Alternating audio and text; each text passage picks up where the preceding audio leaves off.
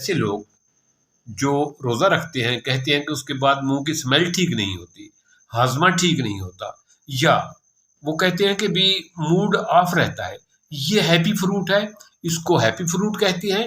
یہ جو ہے امرود جو ہے افطاری کے بعد اگر استعمال کیا جائے، ایک تو اس سے ہاضمہ درست رہتا ہے، دوسرا امرود کھانے سے آدمی کا موڈ خوشگوار ہو جاتا ہے، ہیپی ہیپی انسان محسوس کرتا ہے، یہ موڈ کو بوسٹ کرتا ہے اور سٹریس کو دور کرتا ہے۔ ایسے لوگ جو ڈپریشن اور سٹریس میں رہتے ہیں ان کے لیے ایک نایاب چیز ہے یہ۔ اس کے علاوہ کچا امرود یا کچے امرود کی چائے جو ہے یہ شوگر کو کنٹرول کرنے میں مدد کرتا ہے۔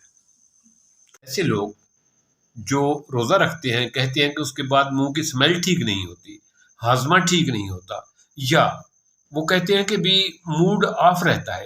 یہ ہیپی فروٹ ہے، اس کو ہیپی فروٹ کہتے ہیں۔